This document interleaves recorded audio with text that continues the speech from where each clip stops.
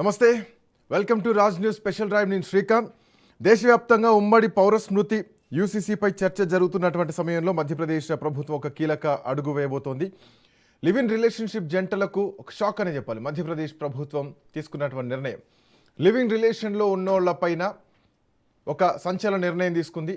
సహజీవనంపై కఠిన చట్టాలు తీసుకురావడానికి ముసాయిదా బిల్లును సిద్ధం చేసింది సర్కార్. పెళ్లి చేసుకుంటే ఎలాంటి నియమాలు వర్తిస్తాయో సేమ్ అలాంటి రూల్సే లివింగ్ రిలేషన్ కూడా వర్తించేలాగా ఒక బిల్ తీసుకొచ్చింది. లివింగ్ రిలేషన్షిప్ను తప్పనిసరిగా రిజిస్ట్రేషన్ చేసుకోవాల్సిందేనని ప్రతిపాదన తీసుకొచ్చింది. జంటలకు సంబంధించినటువంటి వివరాలు స్థానిక పోలీస్ స్టేషన్లు ఇవ్వాలి, రిజిస్ట్రేషన్ చేయించుకోవాలి. ఒకవేళ లివింగ్ రిలేషన్షిప్లో ఉండి రిజిస్ట్రేషన్ చేసుకోకపోతే 3 నెలల జైలు శిక్ష తప్పదంటూ కూడా హెచ్చరికలు ఇచ్చింది. అలాగే సహజీవనం ముగిస్తే రద్దయినట్లు కూడా సర్టిఫికేట్ ఇవ్వనుంది. సహజీవనం చేసే జంట తల్లిదండ్రులకు కూడా తప్పనిసరిగా ఈ సమాచారం ఇవ్వాల్సిందే. సో జూలై 20న అసెంబ్లీలో ఈ బిల్లును ప్రవేశపెట్టబోతోంది మోహన్ యాదవ్ ప్రభుత్వం. అయితే వెస్ట్రన్ కల్చర్ ప్రభావమో వ్యక్తిగత స్వేచ్ఛనో కారణాలు ఏమైనా కానీ యువతలో చాలామంది సహజీవనం వైపు అడుగులు వేస్తున్నారు. భారతీయ సంస్కృతికి తూట్లు పొడుస్తున్నారు అన్నది కూడా ఒకవైపు వినిపిస్తోంది. ఉరుకుల పరుగుల జీవితంలో బాధ్యతల్ని తప్పించుకునేందుకు సహజీవనంపై ఆసక్తి చూపిస్తున్నారు. పెళ్లిళ్లపైన ఒక రకమైనటువంటి భయంతో సహజీవనంలోకి వెళ్తున్నారు. దీంతో లివ్ ఇన్ రిలేషన్ పైన కఠిన నిర్ణయాలు తీసుకునేందుకు మధ్యప్రదేశ్ ప్రభుత్వం సిద్ధమైంది. ఇప్పటికీ రాష్ట్రంలో ఉమ్మడి పౌర స్మృతి అమలు కోసం వేగంగా అడుగులు పడుతున్నాయి. ఇట్లాంటి నేపథ్యంలో అటు ఉత్తరాఖండ్ కానీ అస్సాం కానీ గుజరాత్ రాష్ట్రాల తరహాలోనే యూసీసీ అమలుకు కసరత్తు చేస్తోంది మధ్యప్రదేశ్ ప్రభుత్వం. సో ఈ తర్వాత అంటే రకరకాల కామెంట్లు వినిపిస్తున్నాయి. సో మా వ్యక్తిగత స్వేచ్ఛకు భంగం కలిగిస్తున్నారు, మేము మా వ్యక్తిగతాన్ని మా పర్సనల్స్ని మేము ఎందుకు షేర్ చేయాలి, సో ప్రభుత్వాలు వ్యక్తిగత జీవితంలోకి ఎంటర్ అవుతున్నాయన్నటువంటి వాదన కొంతవైపు నుంచి వినిపిస్తే ఇది మహిళల భద్రతకు సంబంధించినటువంటి విషయం అన్నది ఇంకొంతమంది నుంచి వినిపిస్తున్నటువంటి మాట. హైందవి గారు ఉన్నారు మనతో పాటు, భారతీయ జనతా పార్టీ నాయకులు, అలాగే విశ్వ హిందూ పరిషత్లో కీలకమైనటువంటి నాయకులు. హైందవి గారు నమస్తే. నమస్తే అండి. హైందవి గారు, మధ్యప్రదేశ్ ప్రభుత్వం తీసుకున్నటువంటి ఈ నిర్ణయం సో ఎట్లా చూస్తున్నారు? ఫస్ట్ ఈ వార్త వినంగానే నేను కూడా కొంచెం డైలమాలోకి వచ్చేసాను అనమాట. అసలు వాట్ ఈస్ గోయింగ్ ఆన్ అని చెప్పేసి అని. బట్ నేను మొత్తం విషయం తెలుసుకుంటే అర్థమైంది ఏంటి అంటే, మధ్యప్రదేశ్ గవర్నమెంట్ చేసినటువంటి ఈ యొక్క స్టెప్ ఏదైతే ఉందో అది 100% నేను స్వాగతిస్తున్నాను. ఎందుకోసం అంటే మన సనాతన భారతీయ సంస్కృతిలో వివాహం అనే దానికి ఒక ప్రాముఖ్యత ఉంది. ఆ యొక్క వివాహం అనేటటువంటి ఒక తంతు కాదు ఇది. మనకు వివాహం అనేది జీవితకాల బంధము, 7 జన్మల అనుబంధం అని చెప్పేసి మనం అనుకుంటాము.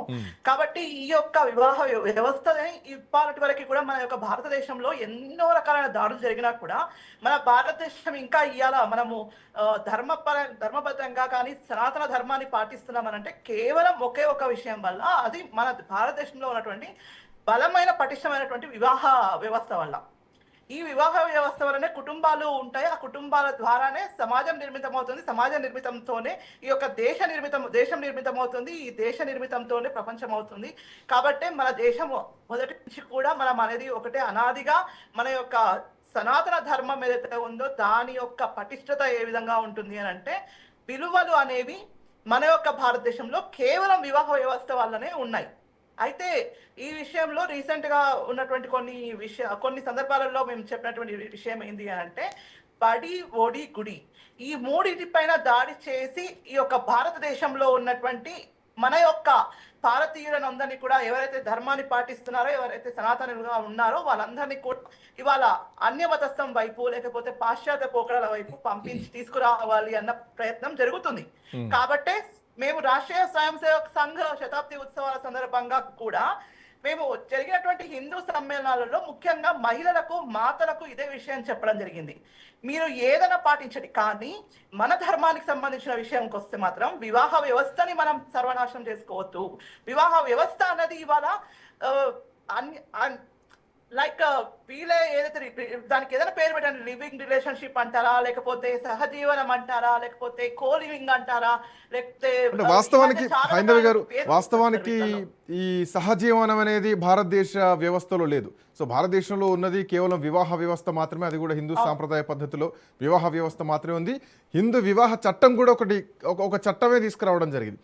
సో అట్లాంటిది సహజీవనం విషయానికి వస్తే అంటే ఈ మధ్య కాలంలో వివాహ వ్యవస్థ పూర్తిగా కూడా చిన్నభిన్నమవుతోంది.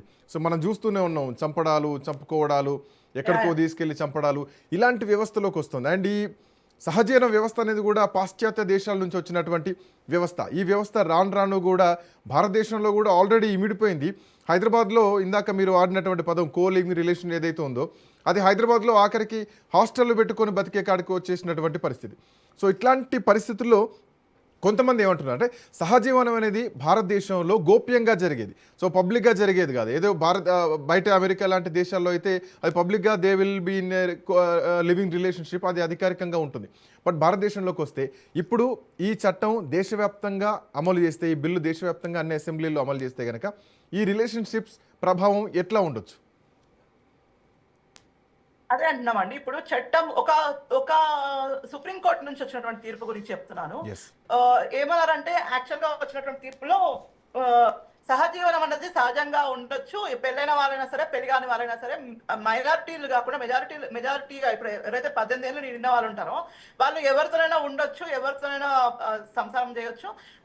చివరికి తను పుట్టిన అంటే ఎవరితోనా బిడ్డ పుట్టినా సరే పెళ్ళైన మహిళ అయితే తండ్రి మాత్రం ఆ పెళ్లి చేస్తున్నటువంటి వాళ్ళ యొక్క భర్త ఎవరైతే ఉంటారో ఆయన్నే బాధ్యత వహించాలి అని చెప్పేసి ఒక కోర్టు తెప్పించింది. అదే విధంగా ఈ యొక్క రిలేషన్షిప్ ఏదైతే ఉందో అది రాంగ్ కాదు, మీకు అన్ని రకాలైనటువంటి అర్హతలు ఉన్నాయి, మీరు ఎవరితోనైనా ఉండొచ్చు, పెళ్ళైనా పెళ్లి కాకపోయినా మీరు ఎంతమందినైనా మెయింటైన్ చేయవచ్చు అన్న ధోరణిలో ఇంకొక కోర్టు తీర్పునిచ్చింది. అంటే ఈ విధంగా మనము సమాజంలో ఉన్నటువంటి వ్యక్తులను చివరకరకు మన న్యాయస్థానాలు తప్పుదో పట్టిస్తుంటే ఉన్నటువంటి ప్రజలు ఎక్కడ పోతారండి? వెళ్ళేది న్యాయం కోసం న్యాయస్థానాల దగ్గరికి పోతాం కదా మనము.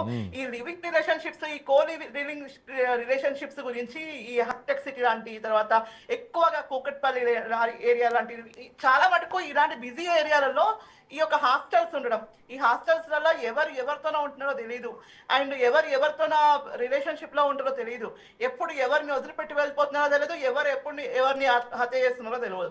దాంతో పాటు మన యొక్క హైదరాబాద్ పరిస్థితి ఘోరంగా అయిపోయింది. ఎయిడ్స్ లో ఫస్ట్ లో ఉన్నామంట మనం. మరి ఇట్లాంటి పరిస్థితులను మనం ఆపుకోవాలి అంటే ఖచ్చితంగా ఇది కేవలం ఒక రాష్ట్రానికి పరిమితం చేయాల్సినటువంటి విషయం కాదు. ఇది ఎప్పుడైతే మనకు న్యాయస్థాన పరంగా ఎవరైనా సరే పెళ్ళైన వాళ్ళైనా పెళ్లి కాని వాళ్ళైనా సరే అక్రమ సంబంధాలు పెట్టుకోవచ్చు, వాళ్ళకు చట్టరీత్యా అది మేము దానికి ఫ్రీడమ్ ఇస్తున్నామని చెప్పేసి చెప్పిన తర్వాత ఇవన్నీ పెరిగినాయి. అసలుకి ఈ మధ్య కాలంలో మహిళలు చేసినటువంటి హత్యలు కానివ్వండి, భర్తలను హత్యలు చేయడము ప్రియుడి కోసం అని చెప్పేసి, భార్యల్ని హత్య చేయడం ప్రియురాల కోసం అని చెప్పి, లేదు అని అంటే అక్రమ సంబంధాలు పెట్టుకున్నటువంటి వాళ్ళు కుటుంబాలను నాశనం చేయడము. మొన్న జరిగిన సంఘటన ఇది షాబాద్ లో జరిగిన సంఘటన కూడా దీనికి ఉదాహరణనే. 6 మంది ప్రాణాలు పోవడానికి కారణం కూడా ఈ యొక్క లివింగ్ రిలేషన్షిప్స్ లాంటివి అన్నమాట. సో ఇలాంటి వాటికి ఖచ్చితంగా అడ్డుకట్ట పడాల్సిందే. హైందవి గారు 1 సెకండ్. హైందవి గారు ఒక్క నిమిషం. సంధ్య గారు, పిఓడబ్ల్యూ సంధ్య గారు కూడా మనతో పాటు ఫోన్ లైన్ జాయిన్ అయ్యారు. సంధ్య గారు నమస్తే. నమస్తే అండి. మధ్యప్రదేశ్ ప్రభుత్వం తీసుకురాబోతున్న యూసీసీ ఈ ముసాయిదా ఏదైతే ఉందో ఇప్పుడు దేశవ్యాప్తంగా చర్చ నడుస్తుంది. లివ్ ఇన్ రిలేషన్ లో ఉండాలంటే ప్రభుత్వ నిబంధన తప్పనిసరి, రిజిస్ట్రేషన్ చేసుకోవాలి ఆ జంట ఏదైతే ఉందో. సో దీనిపైన మీరేం చెప్తారు? ఒకటండి, పెళ్లికి రిజిస్ట్రేషన్ పెట్టడం అనేది బాగుంటది, కానీ లివింగ్ టుగెదర్ అనేది దానికి తాడు బొంగరం పద్ధతి పాడు అవన్నీ వాళ్ళిద్దరూ ముందు నిర్ణయించుకుని వాళ్ళకి ఇష్టం ఉంటే కొనసాగించేది పెళ్లి.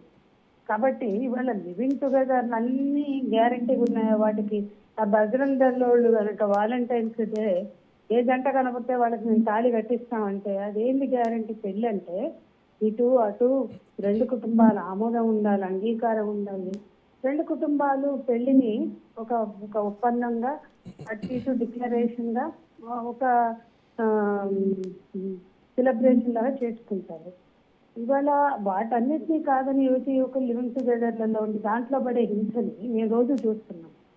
కాబట్టి దాన్ని ఇట్లా కంపల్సరీ చేయడం కన్నా మెచ్యూర్డ్గా వివాహం కానీ ఒక సోషల్ డిక్లరేషన్ కానీ ఎట్లా కంపల్సరీయో దాన్ని ప్రభుత్వాలు పాటించాలి.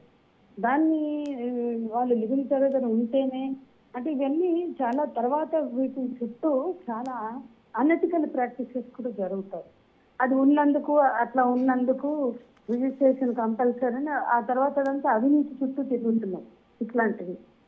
ఇప్పుడు బజరంగ్ దళ్ వాళ్ళు వాలంటీర్స్ డే బట్ కట్టిస్తే బట్ బట్ అంటే ఈ కల్చర్ పెరిగిపోతుంది, ఫారిన్ కల్చర్ పెరిగిపోతుంది, లివ్ ఇన్ రిలేషన్షిప్లో ఉంటున్నారు. రేపు పొద్దున ఏమైనా జరగవచ్చు. అంటే ప్రేమించుకోవడానికి ప్రభుత్వాల నిబంధనలు అవసరమా, మీరు రిజిస్ట్రేషన్ చేసుకోవాలా, సో మా వ్యక్తిగత జీవితంలోకి మీ ప్రభుత్వాలు ఎందుకు రావాలి అన్న ప్రశ్న ఒకటి అయితే కనుక, సో రేపు ఏమైనా కావచ్చు. రేపు ఆ అమ్మాయి గర్భవతి అయితే ఆ అబ్బాయి వదిలేస్తే నీకు నాకేం సంబంధం, మనం రిలేషన్షిప్లో ఉన్నాం, అది క్లోజ్ అయిపోయింది అంటే రేపు పొద్దున ఆ పరిస్థితి ఏంటి, ఆ అమ్మాయి పరిస్థితి ఏంటి, ఇవన్నీ ప్రశ్నలు కూడా వస్తాయి కదా. ఇప్పుడు సుప్రీంకోర్టు హైందవ్ ఆదేశాల గారు ఉన్నారా ప్రకారం పీసీఆర్? లివింగ్ టుగెదర్ కూడా చట్టబద్ధతని ఆల్రెడీ కల్పించింది సుప్రీంకోర్టు హక్కుగా. రెండోది, పుట్టే పిల్లలు ఎట్లా అంటే పెళ్లిలో పుట్టినా పెళ్లి లేకుండా పుట్టిన పుట్టే పిల్లలకి రైట్స్ ఉన్నాయి. అయితే నేనేమంటున్నానంటే అసలు లివింగ్ టుగెదర్ అనేది వాళ్ళిద్దరి మధ్య ఉన్న ఒక అండర్స్టాండింగ్ తో జరుగుతుందా, లేదా అసలు ఎట్లా అంటే అట్లా ఉంటున్నారు. ఒక రిలేషన్షిప్స్ మెయింటైన్ చేయడమే పెళ్లితో సమానం కాదండి. అది వాళ్ళ మధ్య ఒక మెచ్యూర్నెస్ ఉందా లేదా, అండర్స్టాండింగ్ ఉందా లేదా.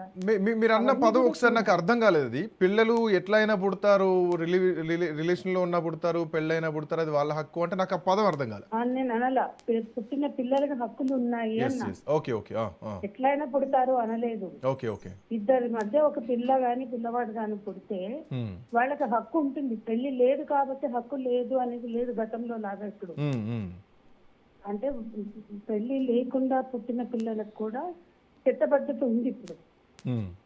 అంటే పెళ్లి అయితేనే పిల్లలకి హక్కు లేదు ఉంటుంది అనేది కాదు కదా. వాళ్ళిద్దరికి కనుక పుడితే వాళ్ళు బాబుకు సంబంధించిన బర్త్ డీటెయిల్స్ నమోదు చేస్తారు కదా, అప్పుడు ఆ హక్కు వచ్చేస్తాం పిల్లలకి. కాబట్టి ఇప్పుడు వాళ్ళు పెళ్లి చేసుకుని అంటే రిజిస్ట్రేషన్ అంటే పెళ్లితో సమానం. ఏ రిజిస్ట్రేషన్ అన్నా అది పెళ్లితో సమానమే. పెళ్లి వేరు రిజిస్ట్రేషన్ వేరు అని ఉండవు. కాబట్టి లివింగ్ టుగెదర్ లో ఉన్న వాళ్ళు పెళ్లి చేసుకుందాం అని కనుక నిర్ణయించుకుంటే రిజిస్ట్రేషన్ మంచి అవకాశం. అది నేను చెప్పదలుచుకుంది. రైట్. అంటే సో మీరు అంగీకరిస్తున్నారు, ఒకవేళ వాళ్ళు పెళ్లి చేసుకుంటా అంటే గనక ఈ రిజిస్ట్రేషన్ తో వచ్చేటువంటి ప్రమాదం ఏం లేదంట. రిజిస్ట్రేషన్ అయినా పెళ్లి అయినా ఒకటేనండి. పెళ్ళేమో అందరూ సమక్షంలో వాదావదంత్రులు ఇతరత్ర రకరకాల వాళ్ళ సంప్రదాయ మత పద్ధతుల్లో ఉంటాయి. అది లేకుండా రిజిస్ట్రేషన్ చేసుకున్న పెళ్లిళ్ళన్నీ కూడా చట్టబద్ధత ఉన్నవే. కాబట్టి ఏ రిజిస్ట్రేషన్ పెళ్ళైనా చట్టబద్ధత ఉన్నట్లే. Compulsory condition registration living together పెట్టడమే కరెక్ట్ కాదు. పెళ్లి రిజిస్ట్రేషన్ చేసుకోండి అని చెప్పండి. వాళ్ళు ఖచ్చితంగా పెళ్లికి సిద్ధమైతే పెళ్లి రిజిస్ట్రేషన్ చేసుకోవడమే కరెక్ట్. రిజిస్ట్రేషన్ చట్టబద్ధతను కల్పిస్తుంది, కొన్ని హక్కులు కల్పిస్తుంది. కాబట్టి వాళ్ళు ఎవరు పడితే వాళ్ళ బులబాటం తీసుకోవడానికి లివింగ్ టుగెదర్లను మొదలుపెట్టి వాటిల్లో క్రైమ్స్ అవకాశం లేకుండా చేయాలి. అందుకని అంటే ఈ రిజిస్ట్రేషన్ కోణం కూడా అదే కనిపిస్తుంది కదా, క్రైమ్స్ కి అవకాశం లేకుండా రేపు పొద్దున పుట్టబోయేటువంటి పిల్లలకు కూడా ఒక భద్రత వచ్చేలాగా. అండ్ ఈ రిజిస్ట్రేషన్ లో కూడా అటు రెండు వైపుల నుంచి పేరెంట్స్ కూడా ఇన్వాల్వ్ చేసి రిజిస్ట్రేషన్ చేస్తున్నారు. అవునండి, రిజిస్ట్రేషన్ అనేది పెళ్లికి ప్రత్యామ్నాయ రూపం. అవును, రిజిస్ట్రేషన్ కొన్నిసార్లు పెళ్లి అయినా గానీ ఆ పెళ్లికి చట్టబద్ధత ఉండదు, రిజిస్ట్రేషన్ కి చట్టబద్ధత ఉంటుంది. విదేశాలు వెళ్ళాలన్నా కొన్నిటికి మన పెళ్లిళ్ళు కూడా మన దగ్గర చెల్లుబాటు అవుతాయి. కానీ మన పెళ్లిళ్ళు అన్ని చోట్ల చెల్లుబాటు కావు కాబట్టి రిజిస్ట్రేషన్. సో రిజిస్ట్రేషన్ అనేది చట్టబద్ధ వివాహం. అది ఎవరికైనా భద్రత కల్పించేదే, భద్రత లేని విషయం కాదు. కానీ బజరంగ దళ్ వాళ్ళు పెళ్లి చేసినట్టు ఈ లివింగ్ టుగెదర్లని పెళ్లి కాకుండా ముందు వాళ్ళు అండర్స్టాండింగ్ తో మెచ్యూర్ తోటి రిజిస్ట్రేషన్ లోకి వెళ్ళాలి. దానికి ఎక్కువ ఇంపార్టెన్స్ ఇవ్వాలని నేను అంటున్నాను. సో ఇప్పుడు ఈ బిల్లు తీసుకొచ్చిన తర్వాత, అంటే ఇది ఒక మన మధ్యప్రదేశ్ వరకే చూడొద్దు, ఈ చర్చ ఇప్పుడు దేశవ్యాప్తంగా నడుస్తుంది. ఈ బిల్లు తీసుకొచ్చిన తర్వాత రేపొద్దున ఈ సహజీవనం అనేటువంటి వ్యవస్థకు ఒక స్ట్రాంగ్ బాండింగ్ వచ్చేటువంటి అవకాశం ఉందా? అండ్ మోర్ ఓవర్ ఇంకొకటి ఏంటంటే ఇక సహజీవనం కల్చర్ను కూడా కొంచెం తగ్గించేటువంటి పరిణామాలు చూడొచ్చా? ఏమైనా జరుగుతాయండి. ఇవాళ అనాదిగా ఈ సమాజంలో అనేక రకాల రిలేషన్స్, వితంతువులు అని పెట్టి వాళ్ళతో రిలేషన్షిప్స్ ని సమాజంలో యాక్సెప్ట్ చేశారు.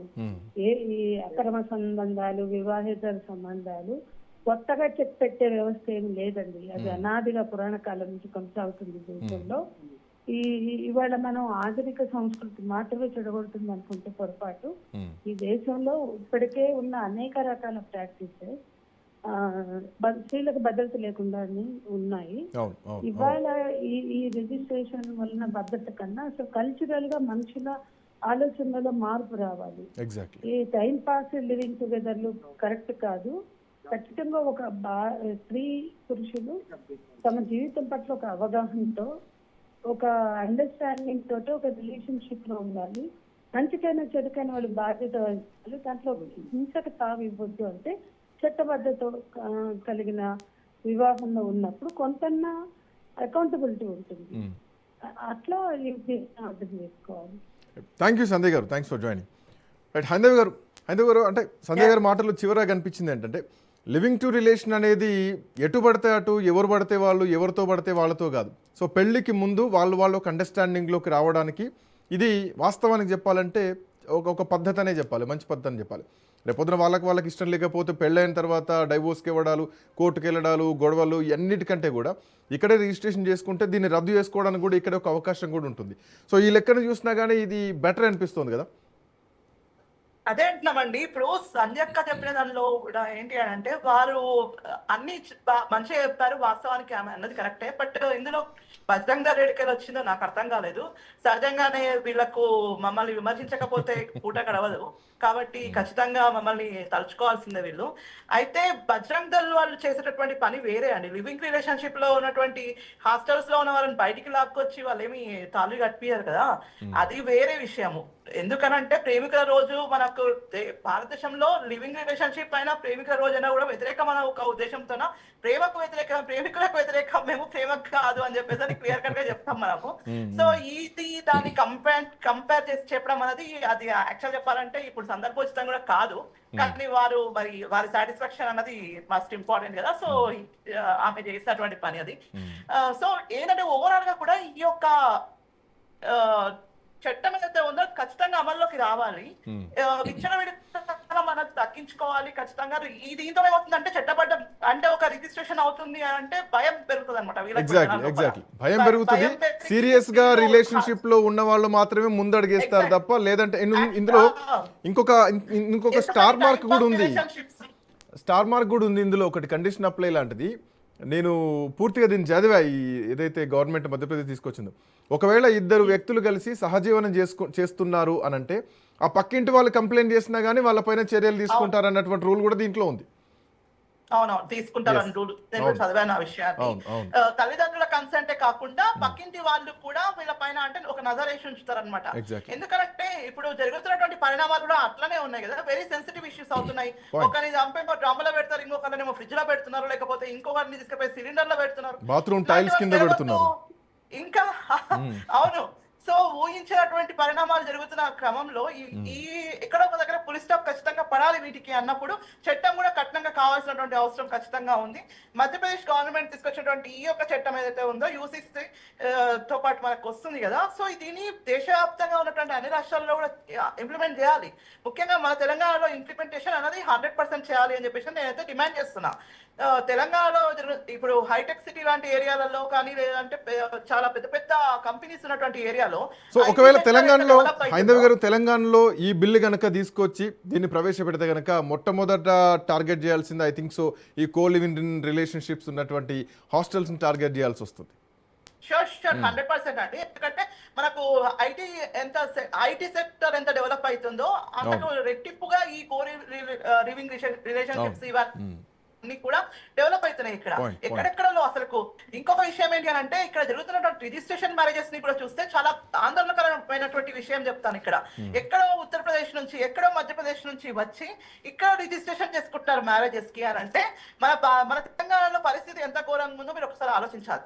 ఇక్కడ చేసుకొని వెళ్ళినటువంటి వాళ్ళు రేపు ఒకవేళ సపోజ్ తెలంగాణలో రంగారెడ్డి జిల్లాలో ఉన్నటువంటి రిజిస్ట్రేషన్ ఆఫీస్ లో పెళ్లి చేసుకుంటారండి వాళ్ళు. రిజిస్ట్రేషన్ అయితే పెళ్లి, ఆ అమ్మాయి పోయి రేపు వాళ్ళిద్దరికి పడక ఎవరో ఒకరు చనిపోయినో లేకుంటే చంపేసిండో లేకుంటే ఆత్మహత్య చేసుకున్నారు అనుకోండి, ఎవరిది ఎక్కడ చెడ్డ పేరు వచ్చేది తెలంగాణకు వస్తుంది, లేదంటే హైదరాబాద్కి వస్తుంది. కాబట్టి ఇట్లాంటివన్నీ జరగొద్దు అని అంటే 100% కంట్రోల్ చేయాల్సిందే వీటిపైన.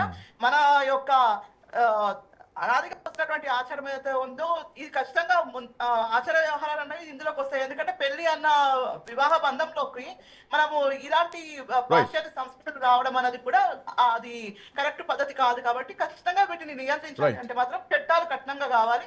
తెలంగాణలో దీన్ని ముఖ్యంగా మేము ఇంప్లిమెంటేషన్ చేయాలని చెప్పేసి నేనైతే డిమాండ్ చేస్తున్నాను ఇక్కడ. థ్యాంక్ యూ హైందవి గారు, thanks for joining. So live in relationship ఏదైతే ఉందో ఇదొక పాశ్చాత్య సంస్కృతి.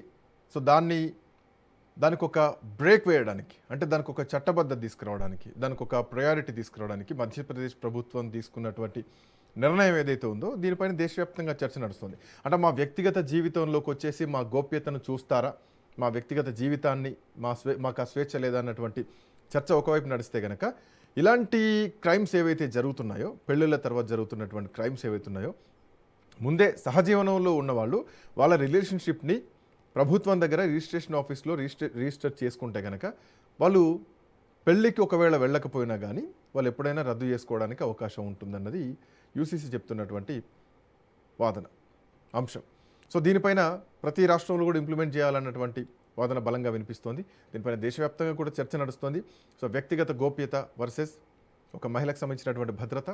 సో భవిష్యత్తులో ఎలాంటి పరిణామాలు ఉండకుండా, ఎలాంటి ఇబ్బందులు రాకుండా ఒక వైవాహిక జీవితంలోకి వెళ్ళాలంటే ఈ వ్యవస్థ భారత్లోకి వచ్చింది కాబట్టి దీనికి ఒక పటిష్టత రావాలన్నటువంటి ఉద్దేశంతో ప్రభుత్వం తీసుకున్నటువంటి నిర్ణయం.